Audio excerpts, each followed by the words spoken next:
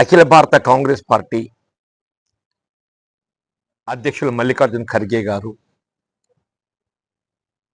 అఖిల భారత కాంగ్రెస్ నాయకులు రాహుల్ గాంధీ గారి యొక్క ఆలోచన ఆదేశాలకు అనుగుణంగా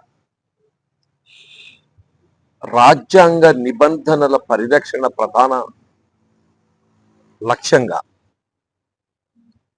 ఈ దేశ స్వాతంత్రం కొరకు ఏదైతుందో ఆనాడు పోరాటం చేసినటువంటి ఒక జాతిపిత మహాత్మా గాంధీ గారిని ఆదర్శంగా తీసుకుంటూ ఇవాళ అమలు చేయబడుతున్నటువంటి ఒక రాజ్యాంగ నిబంధనలకు మూల పురుషుడైనటువంటి బాబాసాహెబ్ బిఆర్ అంబేద్కర్ గారి యొక్క విధానాలను సమాజానికి తెలియపరిచే విధంగా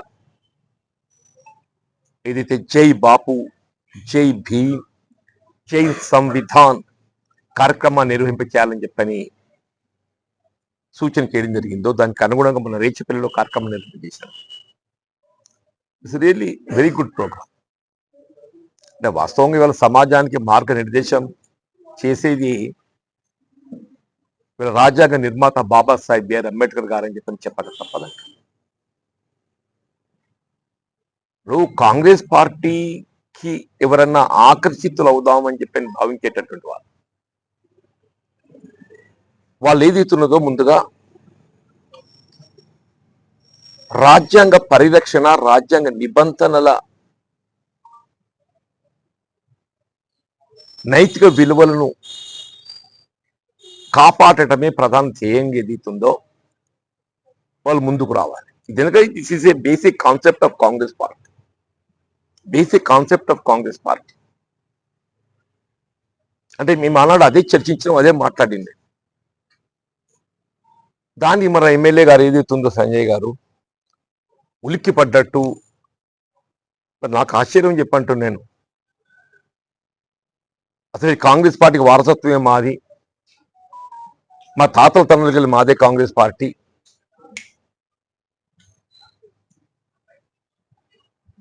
అంటే మరి నిజంగానే మీ తాతల తండ్రులకి వెళ్ళి మీదే కాంగ్రెస్ పార్టీ అయితే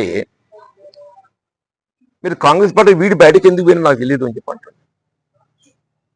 మీ తాతల తండ్రులకి వెళ్ళి మీదే కాంగ్రెస్ పార్టీ అయినప్పుడు మీరు అసలు కాంగ్రెస్ పార్టీని వీడి బయటకు ఎందుకు పోయిందని చెప్పంటారు.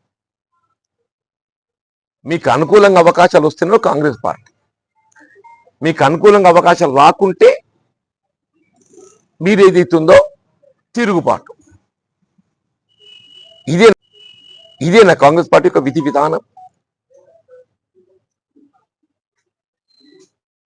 ఇవాళ ఏదైతుందో మీకు దయచేసి all you might be knowing, మీకు తెలియదని చెప్పాను కాదు, కొన్ని నేను అంటే గత ఈ ప్రజా జీవితం రాజకీయాలు ఇక్కడ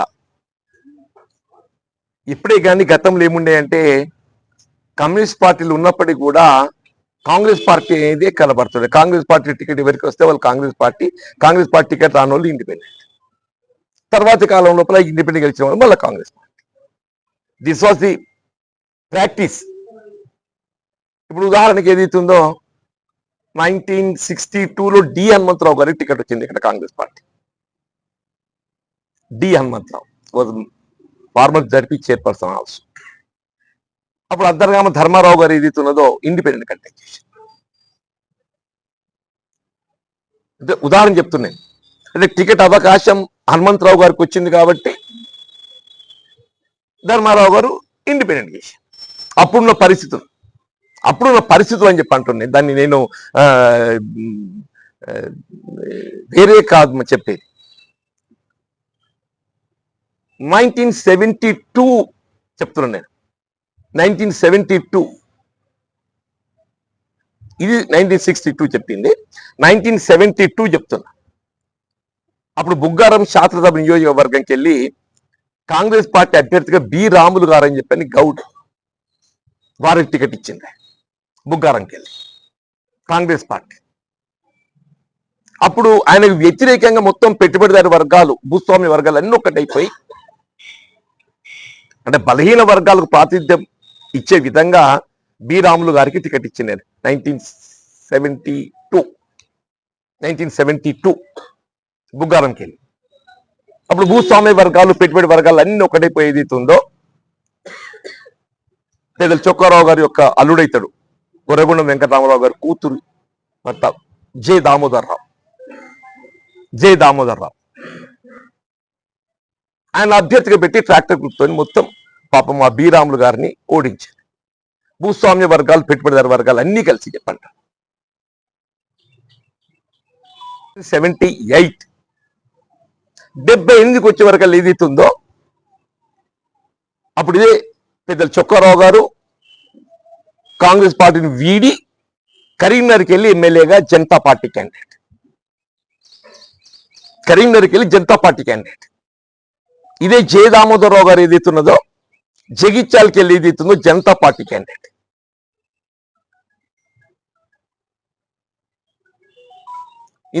దీని తదుపరి కొంత మీకు తెలిసి ఉంటుంది. ఇది ప్రేయర్ టు 1978 మీకు కొంత తెలిసి ఉండకపోవచ్చు, నేను చెప్పడానికి చెప్పాను. నేను 78 అప్పుడు ఏదైతుందో ఇదే భూస్వామ్య వర్గాలన్నీ ఏదైతున్నదో కాంగ్రెస్ పార్టీని వీడి జనతా పార్టీ పంచన చేరి జనతా పార్టీకి వెళ్ళి అభ్యర్థులైంది. సరే, తదుపరి కాలంలో టీడీపీ ఆవిర్భావం, టీడీపీ తదుపరి తెలంగాణ రాష్ట్ర ఏర్పాటు ఉద్యమం,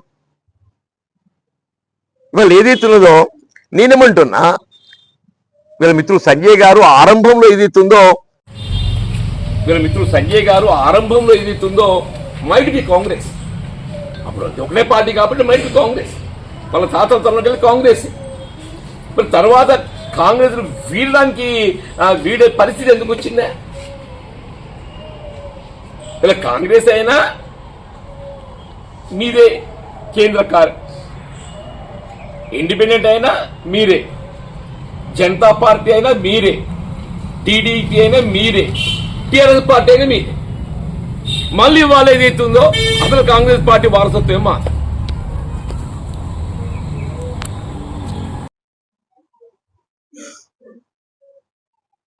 జగిత్యాల ఏదైతుందో కాంగ్రెస్ పార్టీకి కేంద్రం మీరే ఆరంభంలో. తదుపరి మీకు అవకాశం రాకుంటే ప్రత్యర్థిగా మీరే కేంద్రం,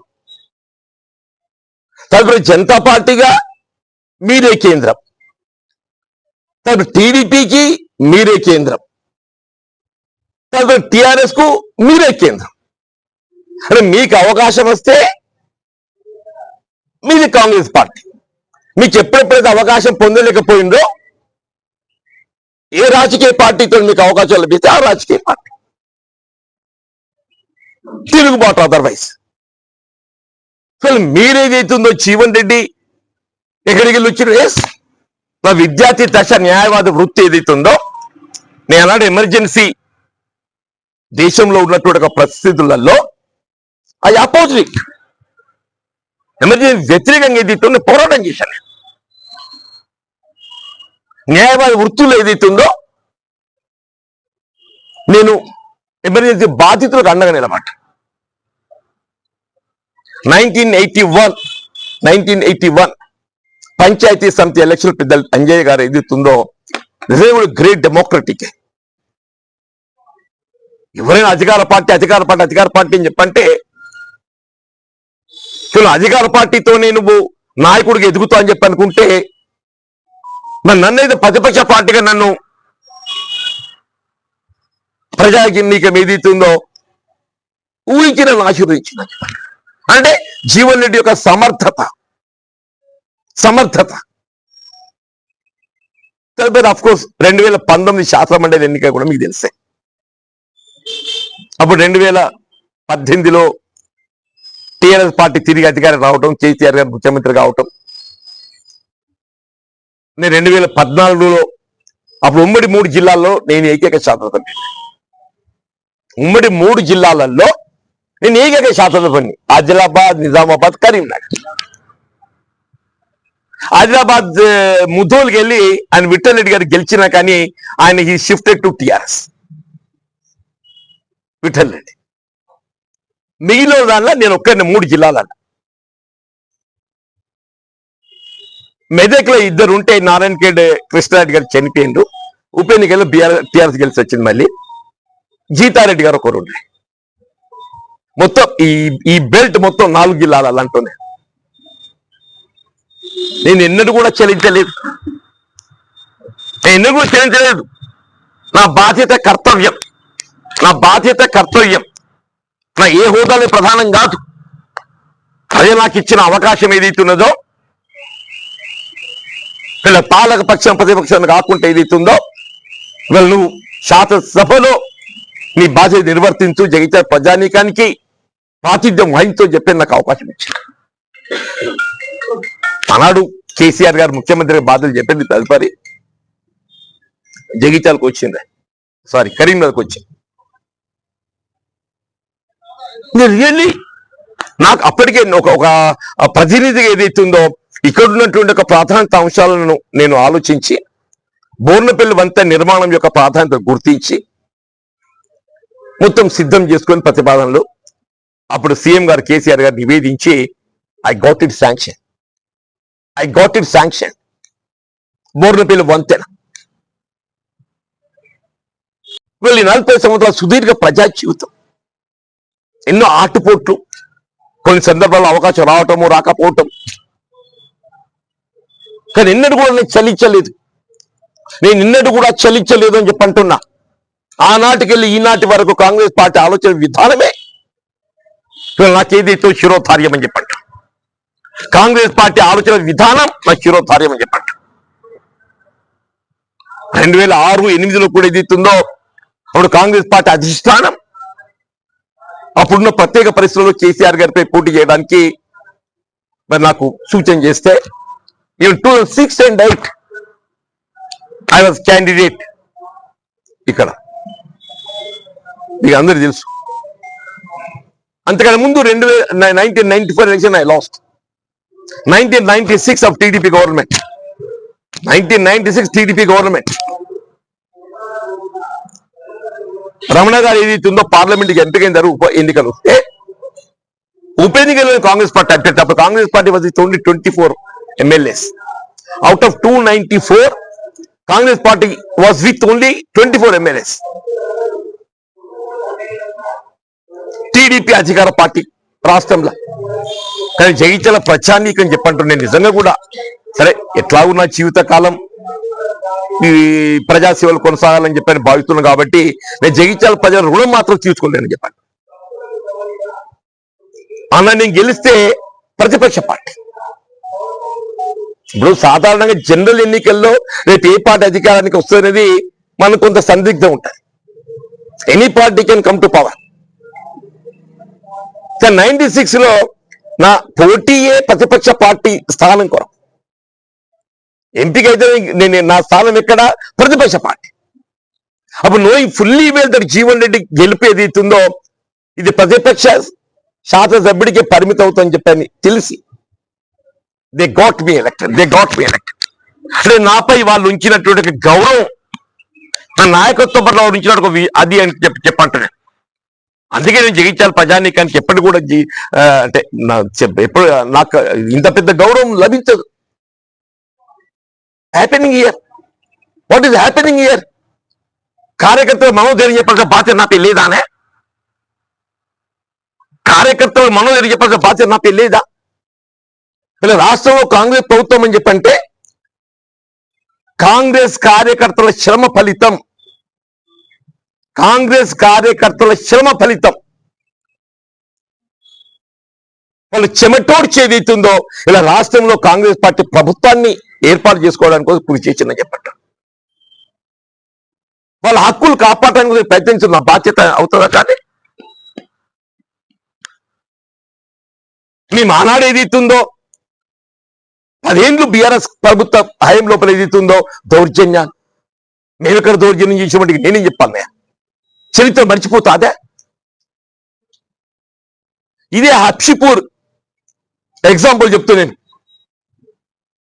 ఒక సాధారణ బలహీన వర్గాల చెందిన కుటుంబం చెప్పి ఒక యువకుడు టిఆర్ఎస్ నాకు దౌర్జన్యాన్ని తట్టుకోలేక మానసికంగా శోభతో ఏదైతుందో సారంగపూర్ అటవీ ప్రాంతంలో పోయి ఉరేసుకున్నాడు. Committed suicide. This is on record. Shivanageshwar పిల్లుడి పేరు. నేనేం దౌర్జన్యం చేసినంటే ఏమన్నాలే, నువ్వు ప్రత్యక్షంగా పరోక్షంగా జరిగినాయి కదా. నేను ఎన్ని చెప్పాలని చెప్పి అంటున్నా. ఈయన block Congress president, senior Congress నాయకుడు. సరే, రాజకీయ నాయకత్వం లోపల ఏదైతే విభేదాలు ఉండొచ్చు కాక రౌడీ షీట్ రానే. నాకు ఇది ఆశ్చర్యం కలుగుతుందని చెప్పి అంటున్నా. ఎన్ని ఎస్సీ కేసులు పెట్టించిందే. మా జితేందర్ యాదవ్ అండ్ మిసెస్ శ్రీమతి సర్పంచ్ టీఆర్ఎస్ లొంగలేదని చెప్పాడు. కేవలం ఒకటే, లొంగలేదని చెప్పని అవుతుందో అది సర్పంచ్ సస్పెండ్ చేయించాడు. నిజమా అబద్ధమే? 1 year సస్పెండ్ చేయించి. ఒకటి ఏంటంటే, నువ్వు నాతో కలిసి పనిచేయడం ముందుకు రా. జీవనంలో ఉన్నది ఏంది, ఆయనతో ఏమైతుంది ఇదానే. ఎన్నిక కూడా మీకు తెలుసు. ఆనాడు కూడా శాసన మండలి సభ్యుడిగా గెలవడంతో నా స్థానం ప్రతిపక్షం. నేను కాంగ్రెస్ పార్టీ అభ్యర్థి పోటీ చేస్తున్నాను కాబట్టి అధికార పార్టీ బీఆర్ఎస్, నా స్థానం ఏదైతుందో ప్రతిపక్షం. శాసన మండలిలో కాంగ్రెస్ పార్టీ సభ్యత్వం అప్పటికి లేకుండా అయిపోయింది. నిజంగా hats off to the graduates of this 42 assembly segments. నాపై ఉంచినటువంటి ఒక గౌరవం. జీవన్ రెడ్డి ఏదైతుందో శాసన మండలిలో ఒకే ఒక్కడైనా కానీ ఏదైతుందో మాకు ప్రాతినిధ్యం వహిస్తాడు, సమస్యల పట్ల పోరాటం చేస్తున్న భావనతో ఏదైతుందో నన్ను ఫస్ట్ కౌంట్లో గెలిపించిన చెప్పండి. I cannot forget.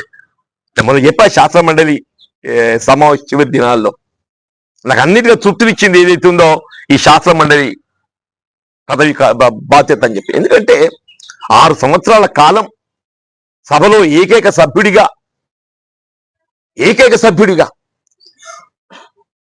వీళ్ళ బీఆర్ఎస్ అప్రజాస్వామిక నియంత్రిత పాలనకు, ప్రజా వ్యతిరేక పాలనకు నేను ఒక్కరినే పోరాటం చేసి ఎన్నడూ చెల్లించలేదు. సరే, unfortunate again I last the election. అది పెద్ద ప్రజాస్వామ్యం లోపల గెలుపుకోవటం అనేది మనం ఏదైనా కానీ దాన్ని స్వీకరించాలి. మన ప్రజలు ఏ బాధ్యత అప్పగిస్తారు నేను ఒక కాంగ్రెస్ పార్టీ సైనికుడిగా, ఒక క్రమశిక్షణ గల సైనికుడిగా, కాంగ్రెస్ పార్టీ ఆలోచన విధానం ఇచ్చిన ప్రణాళిక ఏదైతుందో నేను ప్రజలకు తీసుకోవడానికి ప్రయత్నం చేస్తున్నాను. జై బాపు, జై భీమ్, జై సంవిధాన్,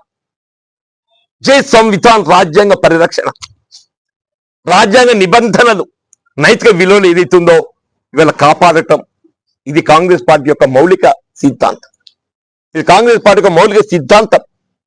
ఇలా రాహుల్ గాంధీ గారు ఏదైతుందో మీరు దూసులు గమనిస్తుందని చెప్పి అంటున్నాం. వారి కాన్స్టిట్యూషన్ యొక్క ప్రాధాన్యత, రాజ్యాంగం యొక్క ప్రాధాన్యతను ఏ విధంగా తెలియజెప్తున్నా చెప్పాను. అది కాపాడటం గురించి నేను మాట్లాడుతుంటే వాస్తవం వాట్ ఈస్ హ్యాపెనింగ్ ఏదైతుందో జీవన్ రెడ్డి అనుచరుడని కాదు, క్రమశిక్షణ వల్ల కాంగ్రెస్ కార్యకర్త ఏదైతుందో ప్రజలకు ఆయనకు ఒక బాధ్యత అప్పగించారు. ఆ బాధ్యత కర్తవ్య నిర్వహణ లోపల ఏదైతుందో ఆయన ముందుకు పోతున్నాడు.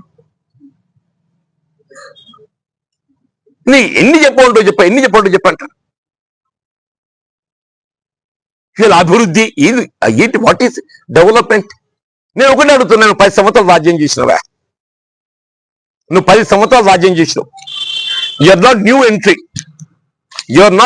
ఎంట్రీ. ఒక 5 సంవత్సరాలు పరోక్షంగా మేడం కవిత గారు పార్లమెంట్ సభ్యురాలిగా ఏదైతుందో, ఇక మీకు ఇక్కడ ఎమ్మెల్యే సంజయ్ అన్ననే, నిజామాబాద్ మొత్తం పత్రికల్లో కూడా ఘోషించినాయి, మీరే అందరూ ఇప్పుడు డైరెక్ట్ చెప్పింది. మీరు ఏదన్నా సంజయ్ అన్న, మీకు ఏదైనా కానీ 5 ఏళ్ళు పరోక్షంగా 5 ఏళ్ళు ప్రత్యక్షంగా మీరే రాజ్యం చేసినావు కదా, నువ్వే రాజ్యం చేసినావు కదనే. ఒకటి చెప్పు, నీ అభివృద్ధి ఉందో ఇవాళ నేను అభివృద్ధి కొరకు ఏది ఇస్తుందో నేను ప్రభుత్వాన్ని సహకరిద్దామని చెప్పిన వెల్కమ్.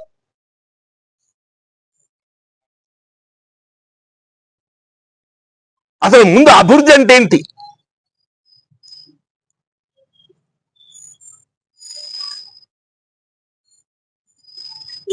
నువ్వు 10 ఏళ్ళ నీ అభివృద్ధి చెప్పావు అంటే 10 ఏళ్ళు లేదు రాజ్యం నీ అభివృద్ధి చెప్పు. ఒక్కటి చెప్పా ఏమంటే డబుల్ బెడ్రూమ్ అంట, ఏమంటే చెప్పే ఒకటే డబుల్ బెడ్రూమ్. అసలు డబుల్ బెడ్రూమ్ ఆవిర్భావం ఎక్కడికి వెళ్ళి వచ్చిందా? ఈ డబుల్ బెడ్రూమ్ ఆవిర్భావం ఎక్కడికి వెళ్ళి వచ్చింది? ఈ ఆలోచన విధానాన్ని రూపకల్పన చేసింది ఎవరు? ఈ ఆలోచన విధానాన్ని రూపకల్పన చేసింది ఎవరు? ఆనాడు ఏదైతుందో ఉమ్మడి రాష్ట్రంలో హైదరాబాద్ తదుపరి ఎక్కడ కూడా ఏ మున్సిపాలిటీలో కూడా ఏదైతుందో 4000 ఇండ్లు నిర్మాణం చేసేటువంటి ఒక ఆలోచన ఎవరు కూడా చేయలేదు.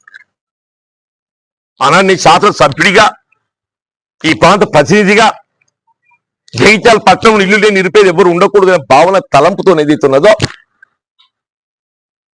4000 ఇండ్లు నూకపల్లి ప్రాంతంలో ఏదైతుందో అక్కడ గవర్నమెంట్ ల్యాండ్ 50 ఎకరాలు ఉండేది.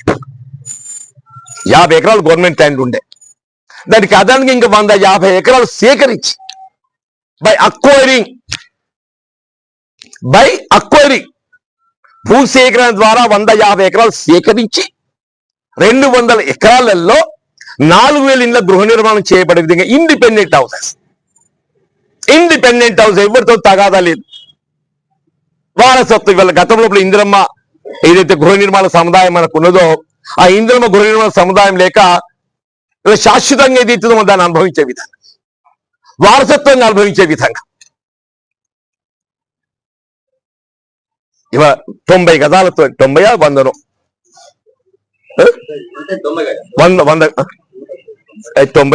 సరే 90 or 100 విద్య చదువు అంతగా లేకున్నా కానీ అంత గొప్ప ప్రజాస్వామ్య వాదిని మన భవిష్యత్తులో కూడా తూతామని చెప్పి అనుకోని నేను స్థానిక సంస్థలకు ఏదైతే ప్రత్యక్షంగా ఎన్నికలు నిర్వహింపచేయడంతో, పార్టీలకు అతీతంగా నిర్వహింపచేయడంతో మాలాంటి వాళ్ళకి అవకాశం వచ్చింది. అదర్వైజ్ మాకు నో ఇంటిటీ.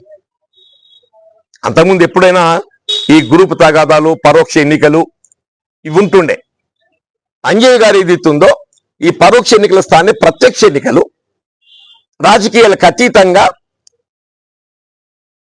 ఎన్నికలు నిర్వహింపచేయడంతో నాలాంటి వాళ్ళకి అవకాశం వచ్చింది. ఉమ్మడి కరీంనగర్ జిల్లాలో ఆనాడు 14 పంచాయత్ సమితిలుంటే 14 13 కాంగ్రెస్ లో కలిసింది. 14 13 కాంగ్రెస్ లో కలిసింది. I'm only the lone committee president who has not joined into Congress. నేను తప్పుగా భావిస్తలేను. నేను ఆనాడు ఉన్నదా ఆలోచన విధానం, నేను ఒక ఆలోచన విధానంతో ఉన్నా. నేను సరే తదుపరి అందరి చేస్తూ టీడీపీ ఆవిర్భావం, నాకు టీడీపీలో అవకాశం రావటం, సరే తదుపరి కాలంలో అప్పటి ముఖ్యమంత్రి ఎన్టీ రామారావు గారితో నాకు పొడసూపినట్టు ఒక విభేదాలు ఏదైతుందో ఆనాడు నేను నా మంత్రి పదవికి రాజీనామా చేసి బయటకు వచ్చాను. I was not drop. ఇది తెలుసుకోవాల్సింది ఏదైతుందో, ఎప్పుడైతే రామారావు గారి పట్ల కొంత విభేదాలు నాకు పొడసూపినాయో నేను నా మంత్రి పదవికి రాజీనామా చేసి బయటకు వచ్చాను. This is on record. తదుపరి ఏదైతున్నదో 1984 నవంబర్ నేను have resigned in the month of August. I believe ఆగస్టులో రిజైన్ చేసినట్టున్నా. తదుపరి మళ్ళీ భాస్కర్ గారు గవర్నమెంట్ ఏర్పడటం ఇవన్నీ పరిణామాలు వచ్చినాయి. 1984 November 23 if date is correct, otherwise it was November 84 November. అప్పుడు ఎన్టీ రామారావు గారు తిరిగి ముఖ్యమంత్రిగా బాధ్యత చేపట్టి తదుపరి ఏదైతున్నదో ఉమ్మడి ఆంధ్రప్రదేశ్ శాసనసభ రద్దు చేసింది. ఉమ్మడి ఆంధ్రప్రదేశ్ శాసనసభ రద్దు చేసింది. అప్పుడే మీకు 31st October Mrs Gandhi assassination, 31st October Mrs Gandhi assassination.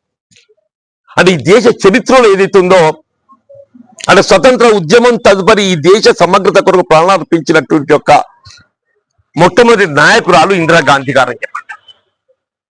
తదుపరి రాజీవ్ గాంధీ గారు కూడా అట్లాగే ఈ దేశంలో ప్రపంచ శాంతి కొరకు ఏదైతుందో ఆయన ప్రాణాలు అర్పించారు. ఎల్టీటీ ఉగ్రవాద చేతిలో బలైపోయింది. స్వతంత్ర ఉద్యమంలో ఎందరో మహానుభావులు ప్రాణాలు త్యాగం చేసి దేశ స్వాతంత్రాలంతో దేశ సమగ్రత కొరకు ఏదైతుందో ప్రాణాలు అర్పించినటువంటి ఒక మహానేత ఇందిరాగాంధీ గారు అని చెప్పండి.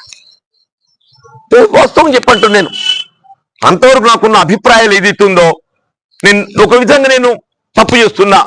నిజంగా కూడా కాంగ్రెస్ పార్టీ ఇంత గొప్ప నాయకత్వం ఏదైతుందో మనం సంప్రదించవలసిన బాధ్యత మనపై ఉందని చెప్పని అప్పుడు చొక్కారావు గారు పార్లమెంట్ అభ్యర్థి ఇక్కడికి, కాంగ్రెస్ పార్టీ చొక్కారావు గారు పార్లమెంట్ అభ్యర్థి ఇక్కడికి, వారి ప్రత్యర్థిగా చెన్నారెడ్డి గారి ఏదైతుందో ఎన్డీపీ సపోర్టెడ్ బై టీడీపీ వారి ప్రత్యర్థి. నేనేదైతుందో మిసెస్ గాంధీ అసాసినేషన్ తోని I made up my mind వీళ్ళు ఈ దేశ భవిష్యత్తు దేశ సమగ్రత కాపాడబడాలంటే కేవలం ఇందిరాగాంధీ గారితో ఆ కాంగ్రెస్ పార్టీతో అని చెప్పని I join into Congress party. 4,000 ఇళ్ళు మంజూరు చేసిన మొత్తం లేఅవుట్ తీసి అప్పుడు బుత్స సత్యనారాయణ గారు ఏదైతున్నదో గృహ నిర్మాణ శాఖ మంత్రి 4,000 ఇండ్లు మంజూరి, శంకుస్థాపన, నిర్మాణం ఆరంభం. కాగితాలకే పరిమితం కాకుండా నిర్మాణాన్ని ఆరంభించడమే. 4,000 ఇండ్లు ఇండిపెండెంట్ హౌసెస్. ఇవాళ ఆ ఇండిపెండెంట్ హౌస్ ఏదైతే నిర్మాణం చేయాలని చెప్పని భావించినామో ఆ స్థల విలువ 2 లక్షల కంటే ఎక్కువ ఉంది. ఆ 100 గజాలు ఏదైతే ఒక ఇండిపెండెంట్ హౌస్ కు స్థలం కేటాయింపు చేసినామో దాని విలువ 2 లక్షల కంటే ఎక్కువ ఉంది. ఇది డబుల్ బెడ్రూమ్ అంటే నాకు ఈ ఆలోచన ఎక్కడికి వచ్చి నాకు అర్థం కాలేదా. కనీసం నాకు దయచేసి ఇవాళ నా పరిస్థితి ఏమైపోయిందంటే వాస్తవాలు వెలికి రావాలి, చర్చకు రావాలి. 4,000 ఇండ్లు ఏదైతుందో ఇండిపెండెంట్ హౌస్ నిర్మాణం చేస్తే ఎవరికి వాళ్ళు ఏదైతుందో స్వతంత్రంగా ఒక ఇంటి యజమానిగా దాన్ని వినియోగించుకునే అవకాశం ఉంటే ఇవి నిర్మాణం చేస్తే కాంగ్రెస్ పార్టీకి ఎక్కడ పేరొస్తుందో. ఇవి జీవన్ రెడ్డి ప్రతిపాదించిన ఇండ్లు దాన్ని అర్ధాంతరంగా రద్దు చేసి నిలిపివేసి ఓ 2,000 ఈ నిర్మాణం మధ్యలో ఉన్నటువంటి తొలగించి ఈ డబుల్ బెడ్రూమ్ తెర మీద పట్టుకొచ్చింది. సంతోషం నాయన, నువ్వు దాన్ని పట్టుకొని లాగుతున్నావు తప్ప ఇది మాకు పూర్తి చేయరాదా అని నాకు అర్థం కాదు. మాకు పూర్తి చేయరాదా?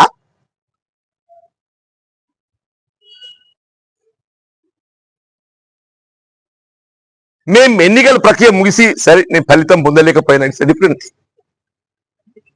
జనవరి లోపల డిసెంబర్ జనవరి ఐ బిలీవ్ మీరు కూడా అందరూ వచ్చిండు, మా పాత్రికేయ సోదరులు ఎలక్ట్రానిక్ మీడియా కూడా అందరూ వచ్చిండు. మొత్తం లబ్ధిదారులతో సమావేశం ఏర్పాటు చేస్తే మొత్తం డిపార్ట్మెంట్ పిలిచాం, మొత్తం ప్రతిపాదన రూపొందించి ప్రభుత్వాన్ని నివేదించిన to get it sanction infrastructure creation కొరకు. నువ్వు ఆనాడు ముఖ్యమంత్రి సన్నిధుడు కదా కేసీఆర్ గారికి ఎన్నికల ముందే నువ్వు పట్టాలు మంచినావు కదా, ముందే పట్టాలు మంచినావు కదా నువ్వు.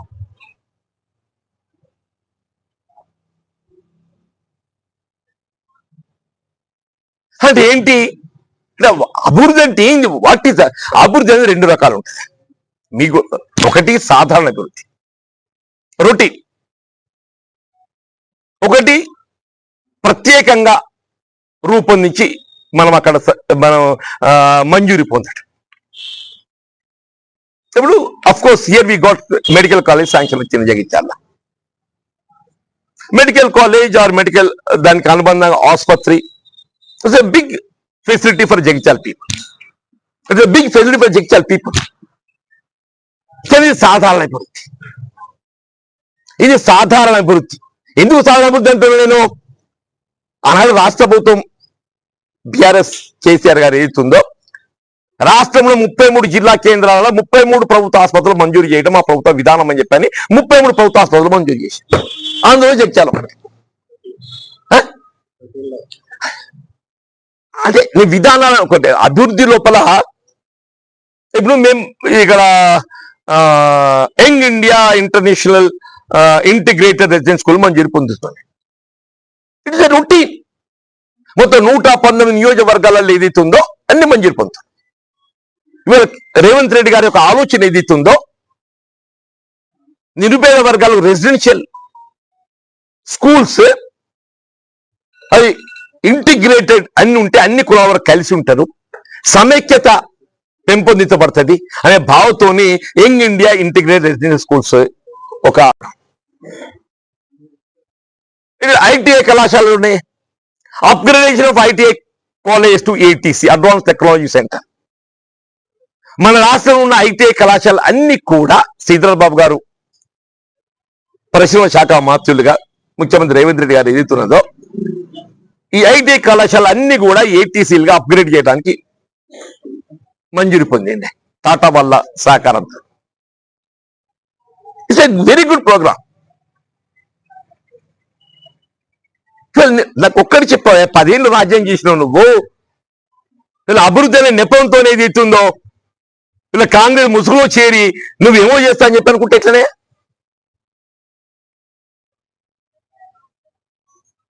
అభివృద్ధి కొరకు ఏ ముసుగు కప్పుకోవాల్సిన అవసరం లేదు. అభివృద్ధి కొరకు ఏ ముసుగు కప్పుకోవాల్సిన అవసరం లేదు అంటున్నాను నేను. అభివృద్ధి ప్రజాస్వామ్యంలో పౌర హక్కు. అభివృద్ధి అనేది ప్రజాస్వామ్యంలో పౌర హక్కు అంటున్నాను నేను. దానికి ఏ ముసుగు వేసుకోవాల్సిన అవసరం లేదు. ఏదైతే ఉన్నప్పుడు చేసుకెళ్ళడం బాధ్యత కదా. దానికి ఏ ముసుగు వేసుకోవాల్సిన అవసరం లేదు కదనే. మరి అభివృద్ధి కొరకే ముసుగులు వేసుకుంటే అసలు ఈ దేశంలో ప్రతిపక్ష పార్టీ ఏదైనా అధికారానికి వస్తుందా?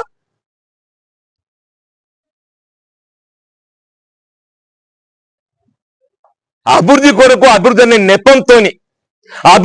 నెపంతోని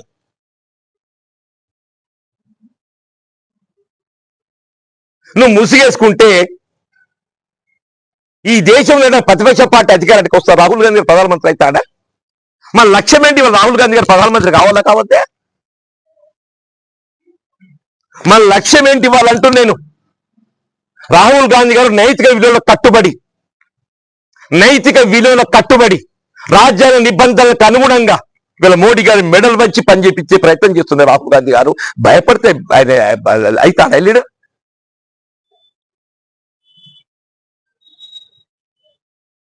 అధికార పార్టీ యొక్క తప్పులను ఎత్తి చూపి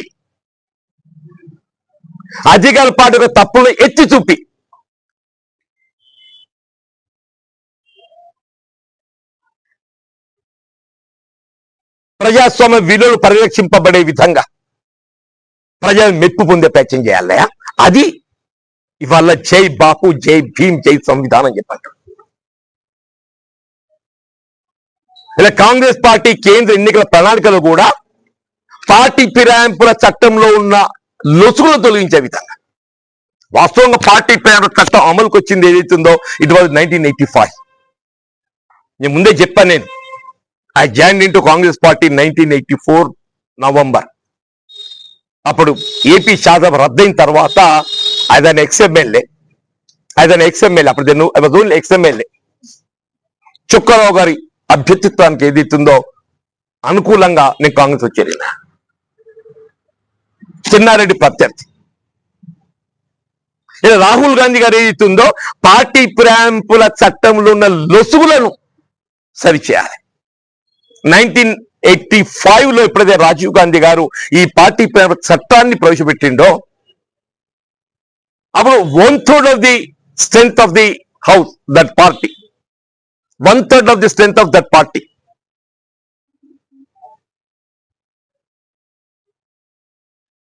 వాళ్ళు వేరే పార్టీ పోదలుచుకుంటే చీలిక వర్గం గుర్తించాలని చెప్పి అందులో పెట్టింది. దాన్ని నిర్ణయం చేయాల్సింది స్పీకర్ గారు.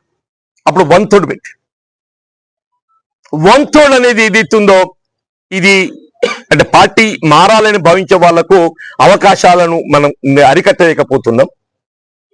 అప్పుడు బహుశా వాజ్పేయి గారు ప్రధానమంత్రి ఉండగా అనుకుంటాం. దట్ ఈ మేడ్ ఇట్ 2/3. ఈ మేడ్ ఇట్ 2/3. ఇవాళ ఏ రాజకీయ పార్టీ సభ్యులే గాని 2/3 of the strength of the party, 2/3 of the strength of the party. ఆనాడు కేసీఆర్ గారి దగ్గర 70 కోట్లు మంజూరు తెచ్చిందే నేను. పౌర హక్కు జగిత్యాల ప్రాంత వాస్తవ్యులకి ఏదైతుంది వాళ్ళ జగిత్యాల వాళ్ళ వాణిజ్య పరంగా ఈ కమ్మనూరు కల్లమడుగు ఈ బోర్నపల్లి వంతెన కమ్మనూరు కల్లమడుగు అంతగా ముందే నిర్మాణం చేశారు. ఇవాళ ప్రజల హక్కుగా ప్రెజెంట్ చేసిన ఐ గాట్ హిమ్ కన్విన్స్డ్. ఈ పౌర హక్కు అని చెప్పంటాను.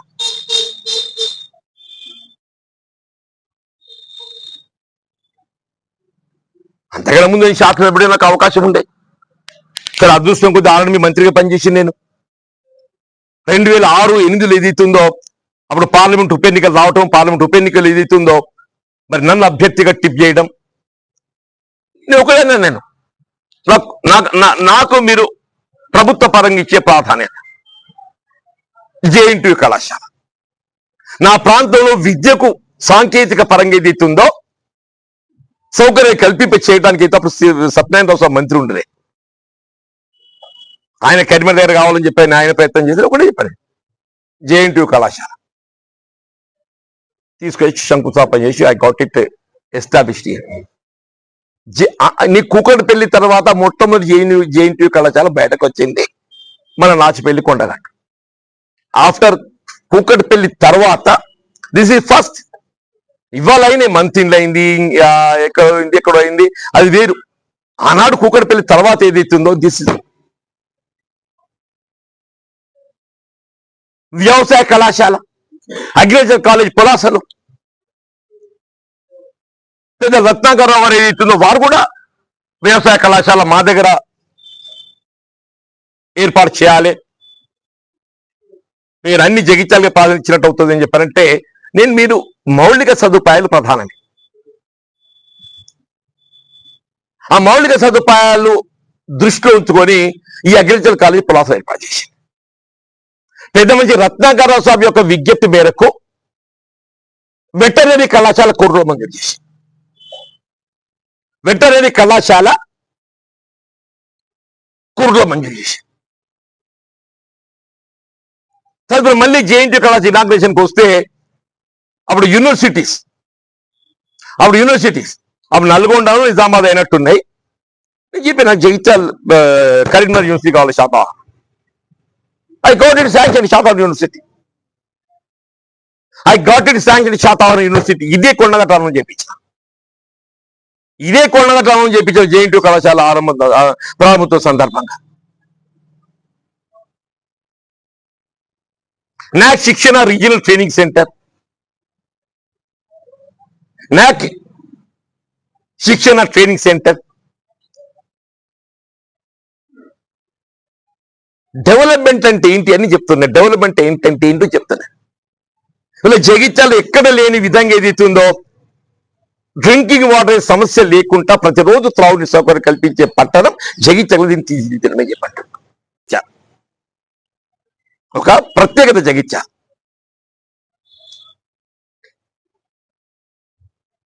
తైబజార్ రద్దు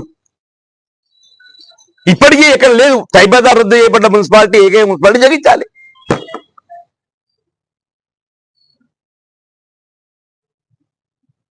మీరు అధికారం ఉన్ననాడు బలహీన వర్గాల హక్కులు కాలరాస్తే బలహీన వర్గాలకు లభించాల్సినటువంటి ఒక ప్రాతినిధ్యం వారి కల్పింప చేయబడలేకపోతుంటే, ఉన్నత వర్గాలు అనుభవిస్తుంటే బలహీన వర్గాల హక్కులు కాపాడేటువంటి ఒక బాధ్యత మీది కాదానే? ఈ ప్రజాస్వామ్యం లోపల ఏదైతే ప్రజా ప్రాతినిధ్యం అని చెప్పంటే ఈ సమాజంలో ఉన్న నిరుపేద వర్గాలు, నిమ్న వర్గాలు వాళ్ళ హక్కులను ఏదైతే ఉందో కాపాడవలసిన బాధ్యత మనకి లేదానే? జగిత్యాల రూరల్ మండల్ ఏదైతే ఉందో పాపం ఆయన గౌడ్ చెలియల్ గంగాధర్ గౌడ్ కోవిడ్ లో సేవలు చేస్తూ చనిపోయింది. 2 ఏళ్ల దాకా దాన్ని భర్తీ చేయరానే? చట్టంలో చిన్న లేకున్నా ఆ చట్టం రూపొందించేప్పుడు ఏదైతున్నదో ఆ అధ్యక్ష పదవి ఖాళీకి భర్తీ చేయడానికి ఏదైతే ఓటర్ ఉంటాడో అవన్నీ భర్తీ అవి ఖాళీ ఉండకూడదు దాంతో లేకున్నా. అంటే ఎంపీటీసీ అనేది ఖాళీ ఉండద్దు, అది దానిలో ఉన్నాయి, చట్టంలో ఉన్నాయి. పాపం ఆ చెలియల్ ఎంపీటీ చనిపోయింది కాబట్టి ప్రెసిడెంట్ పోయింది, ఎంపీటీసీ పోయింది. నువ్వు ఎంపీటీసీ భర్తీ చేయవు. ఎంపీటీసీ భర్తీ చేసేంత వరకు నువ్వు అధ్యక్ష స్థానం భర్తీ కాదు. అధ్యక్ష స్థానం భర్తీ కాకుంటే బలహీన వర్గాలు లభించిన ఒక అధ్యక్ష స్థానం ఉన్నత వర్గాలు అనుభవిస్తారు. నీ సమాజ బాధ్యత లేదా బలహీన వర్గాల పట్ల? జగిత్యాల మున్సిపాలిటీ పాపం అమ్మాయి ఏదైతుందో మానసిక క్షోభతో చెప్పట్టున్నా. సరే, she has resign for chairman and councillor. నువ్వు కౌన్సిలర్ స్థానం భర్తీ చేసే అవకాశం లేదు నీ దగ్గర. చైర్మన్ స్థానం భర్తీ చేయడానికి చట్టాన్ని సవరింపజేయాలి కదా. ఒక శాసనసభ్యుడిగా ఏదైతుందో ఆ పంచాయతీ శాఖ అమాత్యులు, పట్టణ శాఖ అమాత్యులు, ముఖ్యమంత్రి వాళ్ళు లేకపోతే నేను ఒక్కటే నిమిషం అంటున్నా రేవంత్ రెడ్డి గారి దృష్టి తీసుకెళ్లడంతోనే ఆయన ఆశ్చర్యపోయాడు. అరే ఇదేంటన్నా, ఇదేం చట్టమే? సాధ్యాలు పరిగణలోకి తీసుకోకుండా ఇట్లా చట్టాలు రూపొందిస్తే ఎట్లా బలహీన వర్గాల హక్కులు ఏమైతాయి? వెంటనే ఇమీడియట్ గా ఏదైతుందో అక్కడ స్పెషల్ శేషాద్రి ఎవరు ఉండే చెప్పి you see that this is set aside, దీన్ని ప్రాపర్ గా అమెండ్ చేయండి అని చెప్పాను. విత్ ఇన్ వీక్ ఏదో ఐ గాట్ ఇట్ ఆర్డర్స్. ఏంటి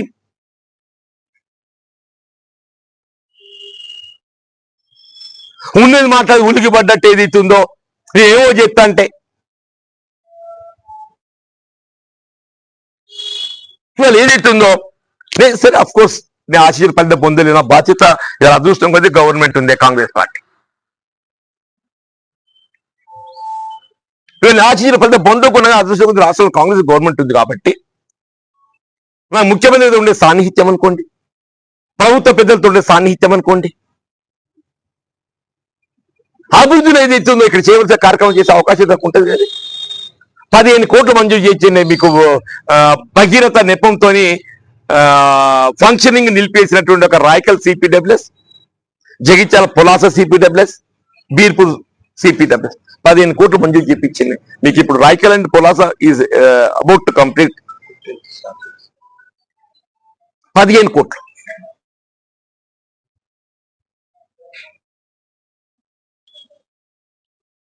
మీనాక్షి నటరాజన్ గారు షీ గివ్ వెరీ క్లారిటీ. వీళ్ళు ఈ ప్రభుత్వంలో మొదటి ప్రాధాన్యత హక్కు అనేది ఎమ్మెల్యే ఎన్నికల ఎవరైతే పార్టిసిపెంట్స్ ఉంటారో వాళ్ళది ఫస్ట్ రైట్. ఎందుకంటే ఈ రాష్ట్రంలో ప్రభుత్వం రావటం లోపల ప్రధాన కృషి ఎమ్మెల్యే ఎన్నికల్లో పనిచేసిన కార్యకర్తలు కాబట్టి the first right goes to MLA ఎన్నికల ప్రాధాన్యత. తదుపరి పార్లమెంట్ ఎన్నికలు తదుపరి 3 ఫేజ్ అని చెప్పి ఫస్ట్ రైట్. ఎందుకంటే ఈ రాష్ట్రంలో కాంగ్రెస్ ప్రభుత్వం ఏర్పడటానికి కృషి చేసినటువంటి ఒక కార్యకర్తలకు మన గౌరవించాలని ప్రాధాన్యత ఇవ్వాలి. మీనాక్షి నటరాజన్ గారు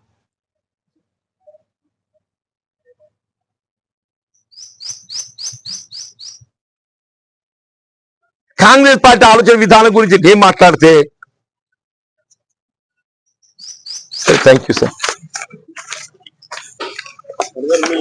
పార్టీ బలోపేతం చేస్తున్నా నేను.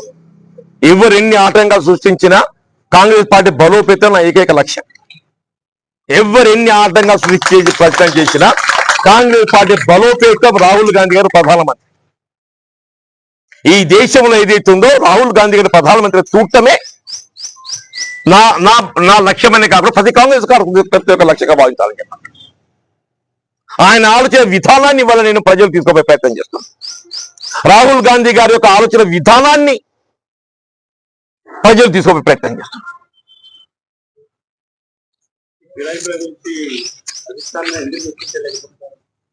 నేను చెప్పిన ఈ ఫిరాయింపుని కానిదలేదంటే మళ్ళీ ఫిరాయింపు పంట వెంటే ఫిరాయింపే లేదన్నా ఊదికి అంటుండే మళ్ళీ ఫిరాయింపు పంట వెంటే ఫిరాయింపులు ఎవరన్నారు ఇప్పుడు? నేను అనలేదు ఫిరాయింపులని, నేను అన్నాను ఫిరాయింపులని.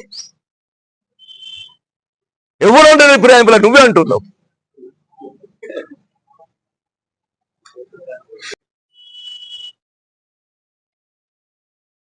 వాస్తవాలు ఒక విధంగా ఉంటే మా ఇంట్లో పుట్టిన పార్టీ పుట్టింది సత్యమా? ఎవడు కాదనే అది ఉన్నది ఒక పార్టీ కాబట్టి ఇంట్లో పుట్టింది. మరి ఆ ఇంట్లోకి బయటకు ఎందుకు పోయినావు? ఆ ఇంట్లో ఎందుకు బయటకు పోయినావు అని చెప్పి అంటున్నా. నీకు అవకాశం వస్తే నీది, నీకు అవకాశం రాకుంటే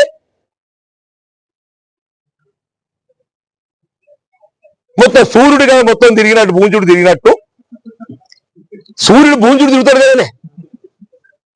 భూంజుడు తిరిగి మళ్ళా గమ్యానికి వచ్చే ప్రయత్నం చేస్తాడు కదా.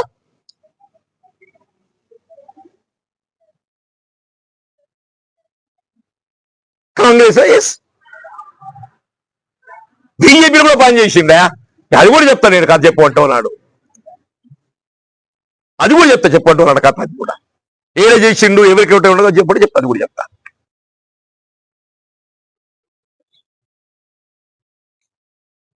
నేను చెప్పిన దానిలో మీరు దయచేసి యువర్ ఎట్ లిబర్టీ. నేను జనతా పార్టీకి వెళ్ళి పెద్దలు చొక్కారావు గారు కరీంనగర్కి వెళ్ళి పోటీ చేసింది, దామోదరరావు గారు జగిత్యాలకి వెళ్ళి పోటీ చేసింది. అప్పుడు ఏదైతుందో కేంద్ర కార్యాలయం సంజయ్ గారు ఇంట్లో, తెలుగుదేశం పార్టీ కార్యాలయం ఎక్కడికి నడిచింది 1999 అండ్ 2004. ఎవరికి మద్దతు చేసిందో అందరూ తెలుసు. తప్పు లేదు దాంట్లో. నేను తప్పు పట్టడం లేదు ఆయనను, నేను తప్పు పట్టడం లేదు అంటున్నా. నేను నీకు ఆ స్వేచ్ఛ ఉన్నది, ప్రజాస్వామ్యం నీకు ఆ స్వేచ్ఛ ఉన్నది. Because your independent at that time. Because you are independent at that time. Today you are not independent. The difference you must.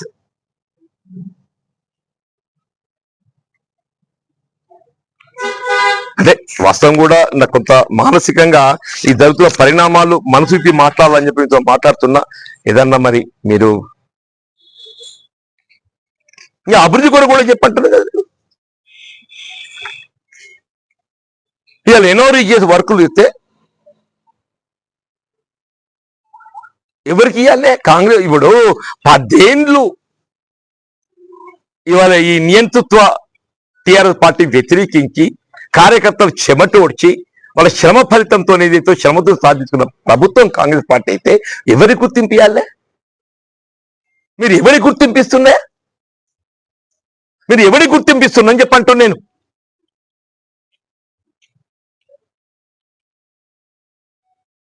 90% ఇంతవరకు కాంగ్రెస్ జెండా కప్పుకోలేదు. 90% ఇంతవరకు కాంగ్రెస్ జెండా కప్పుకోలేదు. వెరిఫై చేయండి పనులు. వాళ్ళ కాంగ్రెస్ కార్యకర్తల యొక్క మనోభావాలు ఏ విధంగా ఉంటే మీరు దయచేసి ఊహించరే ఉన్నది. ఒకవేళ 2/3 of the strength of the party గట్ట మేము మా పార్టీ నాయకత్వం పట్ల మాకు విశ్వాసం లేదు, మేము ఏదైతుందో ఆయన నాయకత్వాన్ని మేము పని చేయదలుచుకోలేదు, will join some other party అని చెప్పని 2/3 స్పీకర్ గారు ఆమోదం. ఇప్పుడు చట్టం లేదు. రాహుల్ గాంధీ గారు ఏం ఆలోచన చేసిండ్రు? ఈ 2/3 కూడా సరిగా లేదు, ఈ 2/3 కూడా సరిగా లేదు. దీన్ని కూడా అవకాశం తీసుకునే పరిస్థితులు కొనసాగుతున్నాయి దేశంలో. కాబట్టి పాంచ్ న్యాయలో భాగంగా కేంద్ర ఎన్నికల ప్రణాళికలో ఎవరైనా ఒక రాజకీయ పార్టీకి ఎంపికైన సభ్యుడు పార్టీ మారే ప్రయత్నం మారితే ఆయన సభ్యత్వం రద్దు చేయబడాలి విధంగా 10th షెడ్యూల్ చేస్తామని చెప్పని పెట్టింది రాహుల్ గాంధీ గారు. These are all the facts.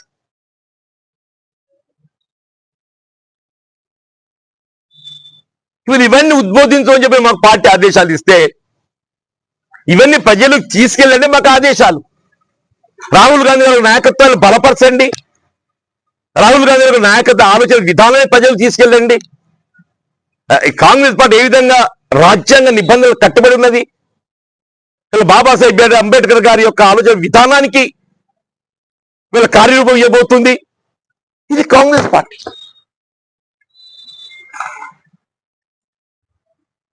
మేము ఆ ఆలోచనతో మేము ముందు పోతుంటే జీవన్ రెడ్డి ఏడికెళ్ళి వచ్చిండు. ఏడికెళ్ళి వచ్చిండు అందరికీ ఎరిగినాయా? 81లో పంచాయతీ సమితి అధ్యక్షుడిగా 14 మంది 13 కాంగ్రెస్ పార్టీలు చెప్తే నేను ఒక్కరిని స్వతంత్రుడు. అధికార పార్టీ కాంగ్రెస్ పార్టీ, అధికార పార్టీ కాంగ్రెస్ పార్టీ. ఎందుకు నా ఆలోచన విధానం ఏదైతుందో అప్పుడు ఎమర్జెన్సీకి వ్యతిరేకంగా భిన్న అభిప్రాయాలతో కలిగి ఉంది. ఎప్పుడైతే ఇందిరాగాంధీ గారి అసాసినేషన్ తోని ఈ దేశ సమగ్రత కొరకు ఇందిరాగాంధీ గారు ఏదైతుందో తన చివరి రక్త బొట్టు వరకు ఏదైతుందో నేను సమైక్యతకు కృషి చేస్తా అని చెప్పిన పవన్ అనిపించిన మహాతల్లి ఇందిరాగాంధీ గారు అని చెప్పంటాం. ఎస్, నీకు చెల్లించిపోయి